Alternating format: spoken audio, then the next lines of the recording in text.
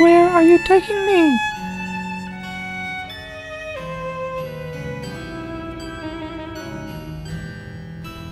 Not the talkative type, I take it. When you have coffee and cake with those two pipsqueaks back there, you must be a regular town gossip. If the trite saying about nature abhorring a vacuum is true, all things must even out at some time, huh?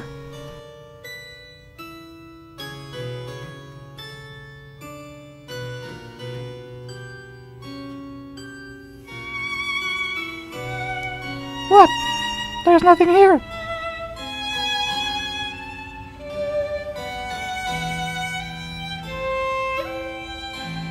That's quite all right. I don't mind letting someone else go first. You go right on ahead. This is your place after all. To the host go the honors, the spoils, the riches, and all that jazz.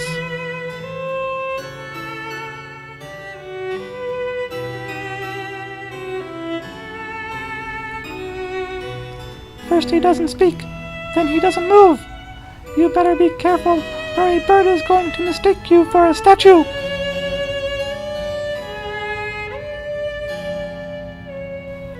Of all the useless... Humph! You'd be great in Vegas. Just get yourself a fat little sidekick and you'd be golden. I know of one who'd be perfect.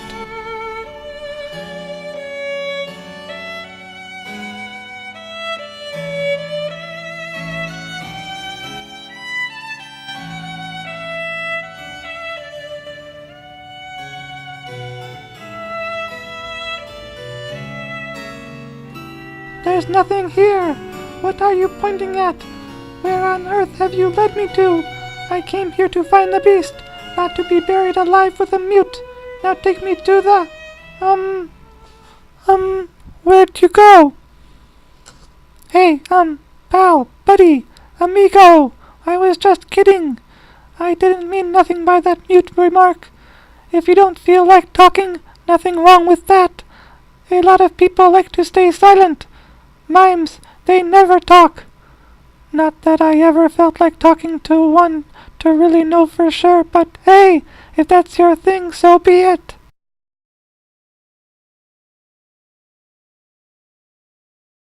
Hey, now, I did what you asked. I came with you on this fool's errand. It's not like I got any joy out of this nature walk. I didn't put up a fuss, or much of one. I came where you asked. Now what gives? Are you going to leave me in this tunnel? No idea where I am?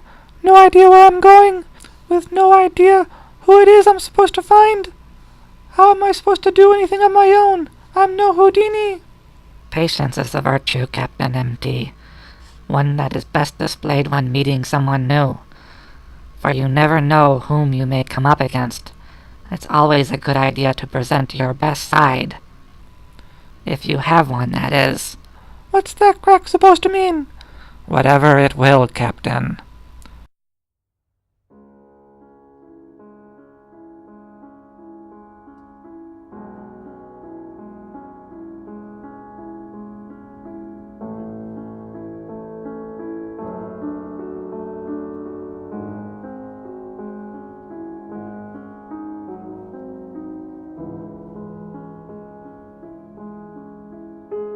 That is Captain M.T. to you. Are you the miscreant the bonehead was leading me to? Says the pot to the kettle. Humph! I have had it. I don't need to take this gruff from you, or anyone else for that matter. I don't need to stand here and be insulted. There are so many other places you could go, after all. You tread dangerously for someone who sends out errand boys to fetch his prey. Why weary myself on such meager tidings? Were it not for your cloak, you'd hardly be worthy of my efforts. That's what this is about, is it? The beast, the cloak. I'm beginning to see it all now. Fat chance buster brains. You'll never get this cloak. Not even off my dead body. Ariel can sit and rot before I'd ever swap it for the beast. Or for anything in this, or in any other universe. It's mine. You hear me? Mine. I earned it. I scored it. It's mine. Forever. Did I say it wasn't? You don't want the cloak. I didn't say I didn't, did I? You have the beast. I have the beast. You want the cloak. I want the cloak. Where does this walking bag of bones fit into all of this? My man Godfrey? Let's just call him the middleman in all of this. My sad figure in this play we must put on. He is a sad figure at that. I never saw anyone so puny in my life. Except yourself. That does it! Captain M.T. puts up with some, but only so much.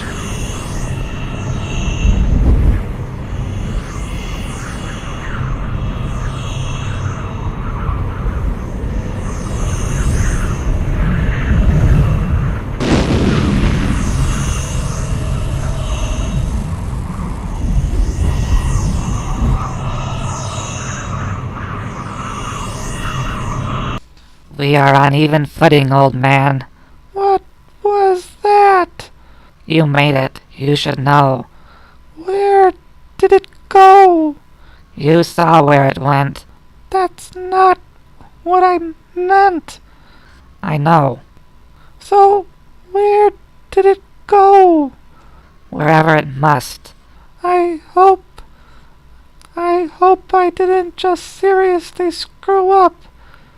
Anything major. Time will tell.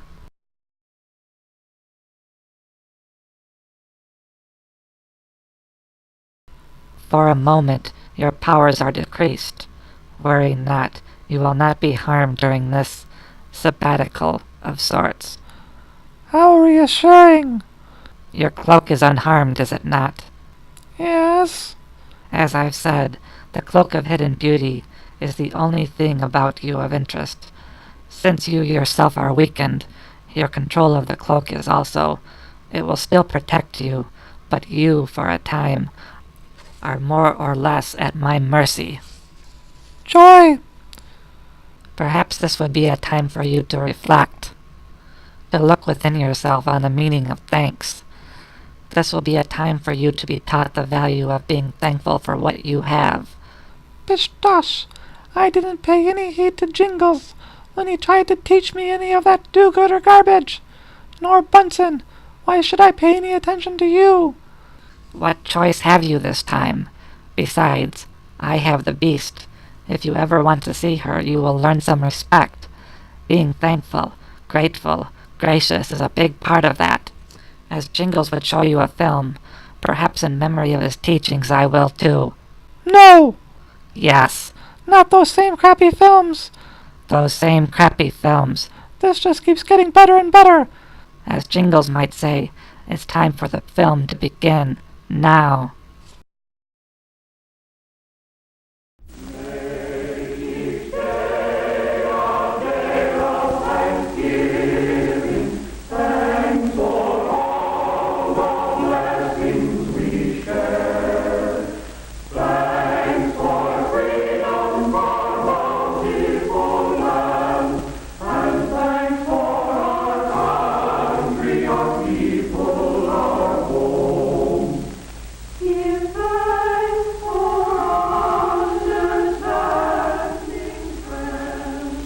I'm Bill Johnson. Around here, they just call me Dad. I've been trying to read, but I just can't seem to do it. I keep thinking about today, Thanksgiving Day. We Johnsons had a good Thanksgiving, the best we've ever had. And I can't help thinking that what made it better was a real feeling of thankfulness. And that's odd, too, when you consider the shape things were in when I got home from work yesterday. Kids, Dick and Tommy and Susan, were all home from school. And of course, Mother and the baby were there. As kids will, mine were living tomorrow right along with today, looking forward to Thanksgiving. And like most men, I'm glad it was Mother instead of me who had to break the news to them. Tomorrow's Thanksgiving. Turkey and dressing and pie and cake. And fruit salad and whipped cream and cranberries. Gee, I can hardly wait. Me too. Well, you know, children, we've had a lot of expenses this month, and, well, your father and I thought that... Well, the truth of the matter is, there just won't be any turkey this year. No turkey for Thanksgiving? Oh, I'm going to make a pumpkin pie, and we'll have plenty to eat, but, well, we'll just have to get along without turkey. Mom, you don't mean it. It won't be Thanksgiving at all. Even the Pilgrims had a feast. After all, isn't that what Thanksgiving's for? I don't think it's fair. And it was right there that I came in, right in the thick of it. Hello, everybody. Hi, Paul. Hello, Mother, Dick, Susan. Well, what's been going on around here? What's the matter with everybody, anyway? Mom says we're not going to have any Thanksgiving. No turkey, no good thing. A fat lot we're going to have to be thankful for. Oh, I don't think you kids really mean that. We do, too. We've always had turkey for Thanksgiving. Yes, and everybody else in the block's going to have it this year. Same as always. Yes, we've always had turkey, just as a lot of Americans have had it, and we'll keep on having it. Turkey on Thanksgiving's a great American tradition. But what you kids are saying makes it sound as if the turkey's the only thing we had to be thankful for. Well, gee whiz, no, Dad. It's not that at all. Oh, I know, Dick. With turkey, it's easy to lose sight of what Thanksgiving really means. And don't think we're just making excuses because we don't have any turkey this year. Well, we know it'll mean a lot more to us the next time we do have it. Well, sure. Suppose we don't have a bang-up feast. We're still a lot better off than the Pilgrims. That's it, Dick. Do you other kids see what Dick's trying to say? Turkey or no turkey, we've still got all the freedoms and privileges the Pilgrims gave us. And out of those privileges have come a lot of things. Things the Pilgrims never even dreamed of. Why, we could make a list a mile long. Why don't we do it? Now, hold on a minute. You've got the idea, but it isn't something you can write down like a grocery list. You've got to feel it down deep before you can really be thankful for anything. I tell you what let's do. Let's take a little more time to think this over. When you get right down to it, there are some pretty tough decisions in making up your mind what means the most to you. Your life? Sure, that's one thing you can't get along without. But do you know that there are some places in the world today where you have to get along without just about everything else? Golly, Daddy. I guess I kind of got carried away. But I'll bet you one thing. If we really think over what we have to be thankful for, when we sit down to whatever Mother fixes to eat tomorrow, we'll be one family in America that will really have a Thanksgiving dinner. Well, that's how it got started. The Johnsons didn't have any turkey. And the kids, no, I mean everybody, likes to make something special out of a special day. So we fell back on something as old as the Pilgrims, toting up the common, ordinary blessings that we had to be thankful for. That night, I'd see Dick there building his model airplane, and Susan just playing. Only they weren't just playing. They were mulling things over, thinking big thoughts for such young heads. And as for Mother and Tom and baby Janet, and yes, me too, it was as if we had our eyes open for the first time. Things there were to appreciate in just any ordinary day in America. When we took our places around the table and we were ready. And then, well, we all knew it. There are some things you just can't say. But everybody in his own way knew what he had to be thankful for, and that this was the time to think about it. Tom was first.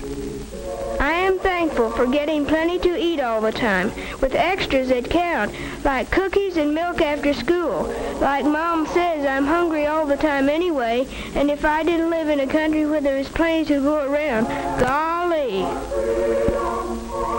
And I'm thankful for the free public library, where I can get books about adventure. Jack London, Richard Halliburton. Gee, the way they tell a story, it's as good as being there yourself. And it's free, with only a library card. Yes, Tommy thought about some of the things he ought to be glad for all the time. And somehow turkey and trimming seemed to matter a whole lot less than he thought they did yesterday. Well, then it was Susan's turn. Susan's a happy-go-lucky kid. You'd never credit her with thinking beyond her dolls, but she got right into the spirit of it. I am thankful we have what we need to wear. Though Mother says it's hard to keep up with us, we grow so fast. I never thought before how many clothes it takes for all kinds of weather, or how it would be to have to do without the right ones. I'm glad to be able to go to Sunday school, or go to any church I want, any Sunday. I'm thankful for my mother and daddy, that they are here with us, that both of them aren't too worried about things to take time to have fun with us. I'm glad we're a family, that families are still important in America. I guess Dick, being the oldest, was having some pretty serious thoughts. I am thankful for being able to get an education, for living where schools, all schools, open their doors to a guy who wants to learn, where school books are studied instead of burned, where a guy is rated by how much he knows, and the community is rated by how well it teaches him. I'm glad I've got a chance to play, batting a ball around once in a while. Stuff like that. I'm glad it's fun, growing up in America. Sure, baby Janet's too young to understand the big word Thanksgiving. She's too little even to tell us the things that make her happy. But we can tell, and maybe she's thinking about them now. Maybe she's thinking about the fun of splashing around in the tub, and about how good it feels to be clean. About playtime with Mother, and the security she feels in Mother's arms. And as for Mother, seems she's always working, cooking, ironing, tending children, daylight to dark. What does she have to be thankful for? I am thankful that my children had the privilege of being born safely and of growing up healthy and strong. I'm thankful that I have the privilege of guiding them as they become useful men and women. And I'm thankful for all the things our American system makes possible for the Smiths and the Browns and the Johnsons, for washing machines, hot water out of a tap, and a telephone to call the doctor when one of the family is sick. A car to get Dad to work. Yes, I'm thankful for all the things free people working together can produce. I'm thankful that when my neighbor drops in to borrow a cup of flour, we've got the right to talk about anything we want to.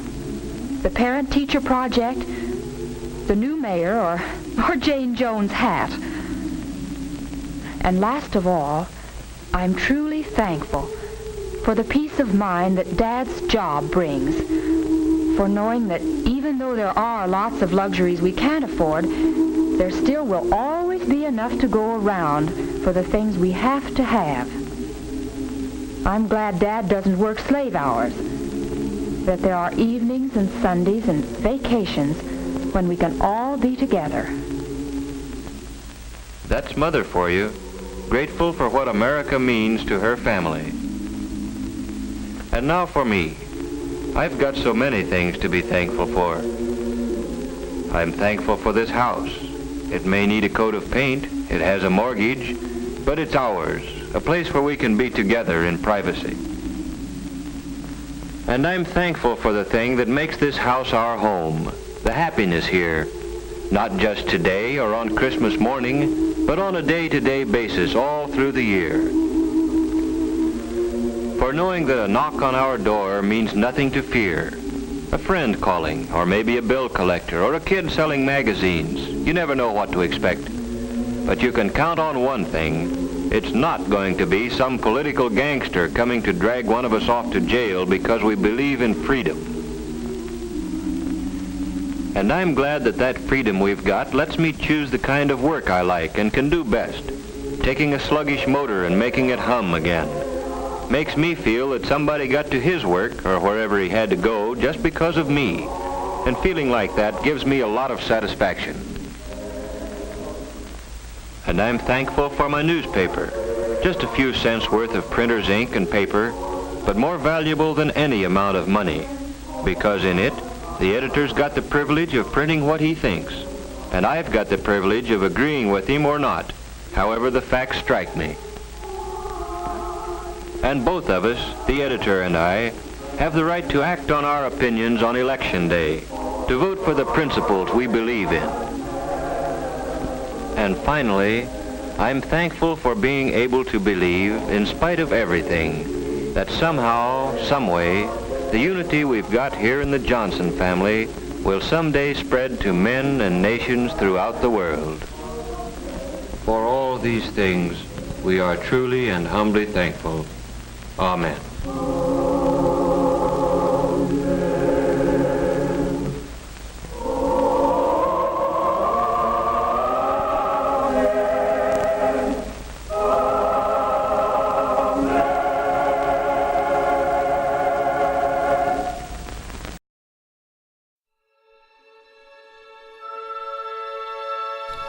I hate that film. I seriously hate that film. I hate it with a passion. It's badly acted.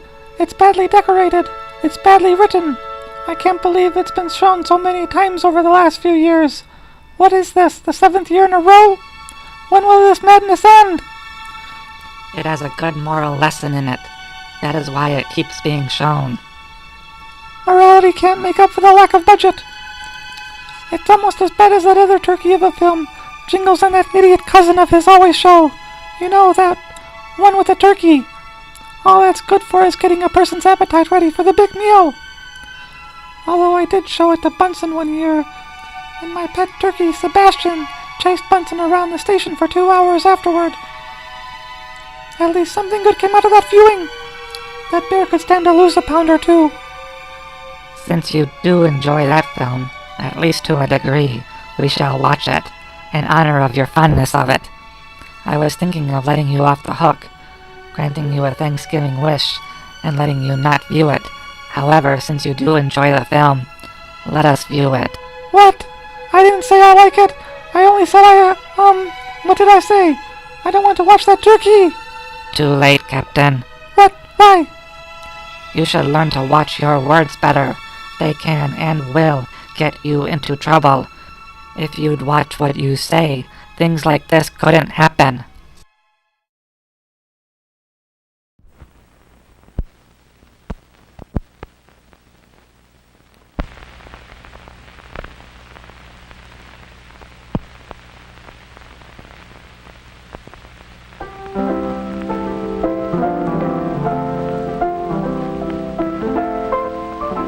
This is a story of a holiday and home.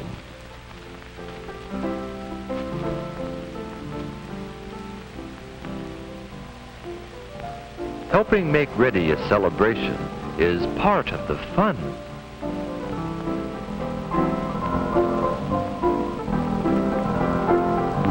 Especially for one of the nicest days of the year, Thanksgiving.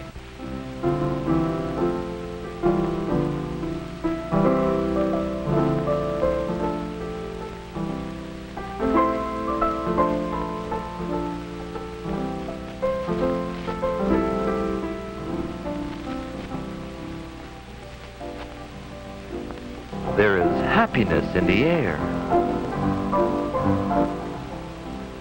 and the smell of turkey.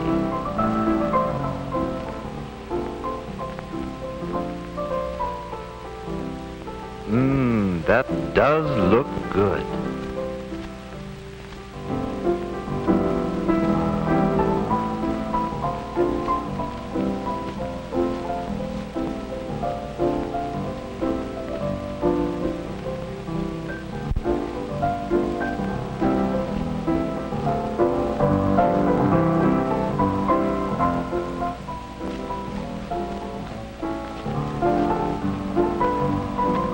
Thanksgiving is a day for the best of everything.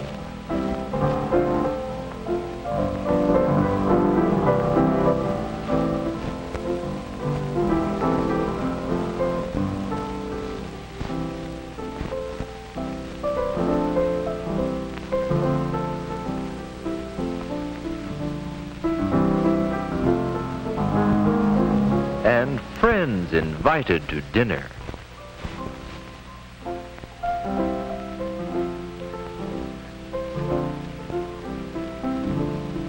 We remember the Pilgrims had only rough tables on which to serve the first Thanksgiving feast, yet it was shared with friendly Indians.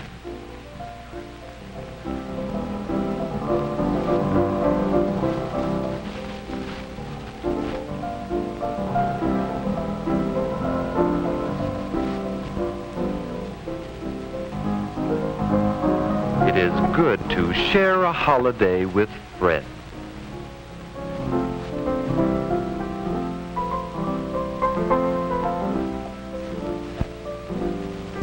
And it is good to have friends like to come to our home.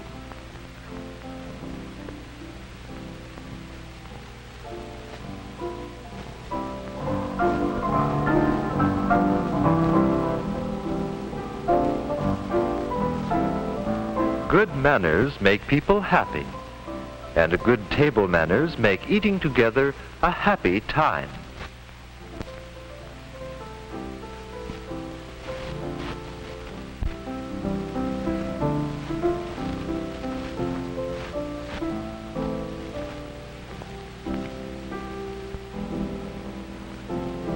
We are thankful for our home and our happy meal. We are glad we have good table manners and know what to do with a napkin.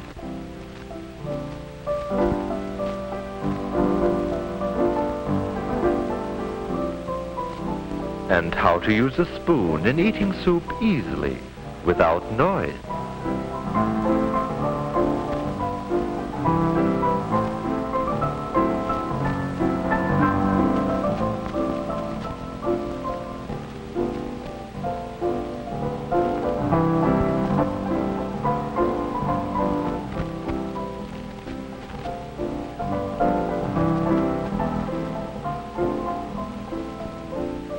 It just wouldn't be Thanksgiving without turkey.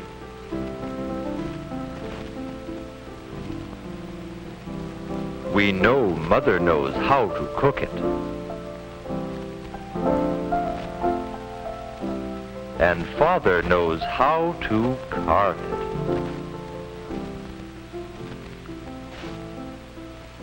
it. It is fine to know how to sit up and watch it being carved.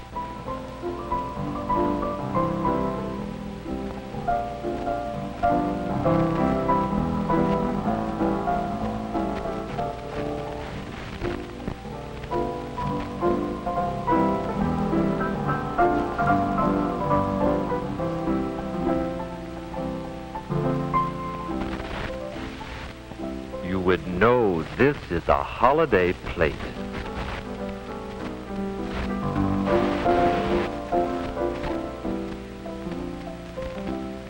At the first Thanksgiving dinner, the Indians didn't eat turkey with a fork. But it is easy to learn to use one the right way, to take small mouthfuls.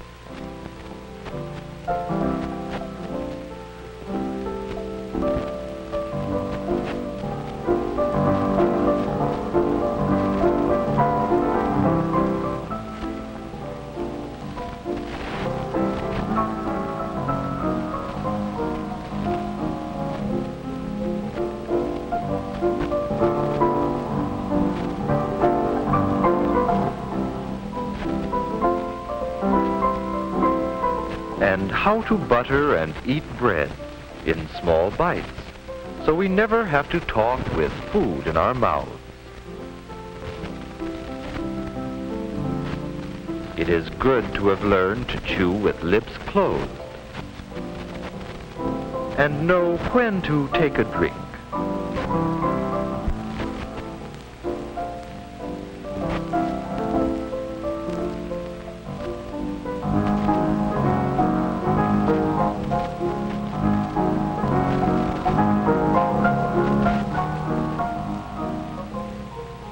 Good table manners keep our meals happy meals, and those who eat with us happy.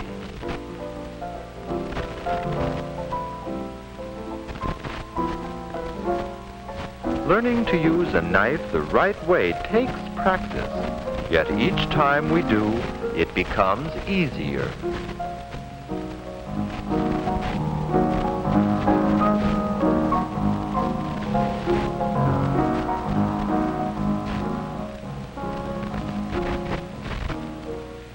What to do with a knife and fork, even when finished using them, is part of eating well.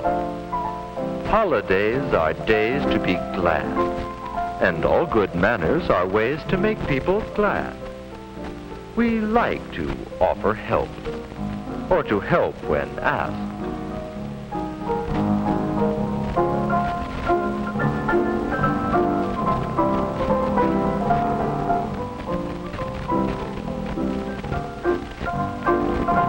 Nice to talk with others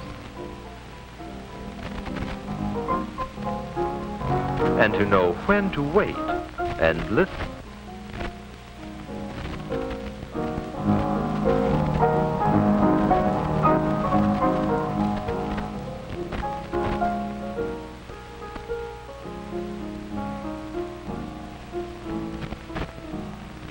We are glad to eat neatly without spots.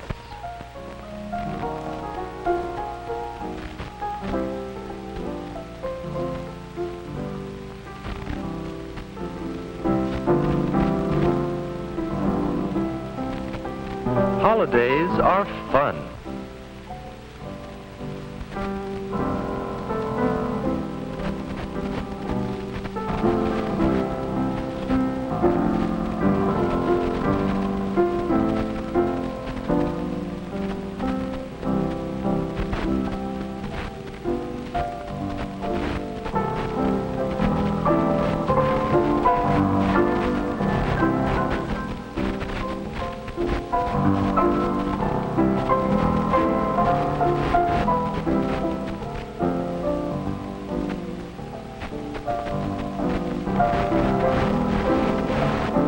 And it is good to be part of a celebration. It is fine to have learned so much and to have so much in our home to make holiday celebrations happy.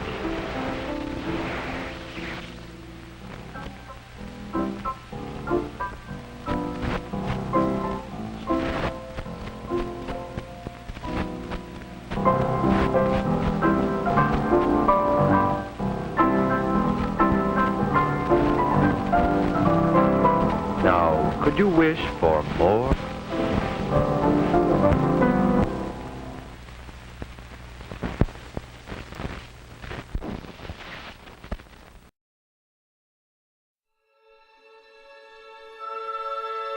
This entire affair seems to be nothing more than one big attempt to get on my nerves. I was sent here to find the beast, not to watch movies. I don't like this. I don't like being treated like this. I am Captain Orville M.T., not an errand boy, not a child. I don't like being treated like either. Perhaps what you say has some truth to it. It does. Which parts? Captain Orville M.T., what did you expect to happen when you arrived here? To be treated as royalty? Why not? I am the conquering hero. I alone defeated the Overseer. I saved the universe. Why shouldn't I get a hero's welcome? We receive our share of heroes here. We are no respecters of persons. You are but a being, a long-lived one. However, you are nothing more than a created being. Therefore, you are treated as would be the humblest of servants. Humph! You wonder why people get attitudes with you. No respect. Respect is given when it is due. You've earned none. I just said... I heard you. Now you will listen. Oof. You earn respect by kindness towards others, courtesy in all situations, generosity, meekness, and humbleness. None of these things have you demonstrated. What have you done since you've arrived here? Throw your weight around, when you've none to throw around. You've walked around as if you've owned this place. You have no authority here. You never did. You still don't. Yet you think you do. That's what makes you all the more tragic. You think that cloak makes you powerful. You think it gives you power. You saw just how powerful it made you here. You want the beast? Now you found that in order to get her, you have to work with others in order to find her. You couldn't even do that much.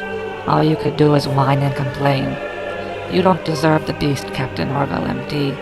What, I ask, have you to be thankful for this day? Have you friend? Where is your family? Have you a meal to sit down at? What have you to be thankful for? I'd like to know the answer to that myself. Who is that? Who is here? Come out of hiding this instant. It's not hiding when you own the place. It's kibitzing. State your business then. Still calling out orders? Have you learned nothing from this affair? Fine. See for yourself who watches the watchers.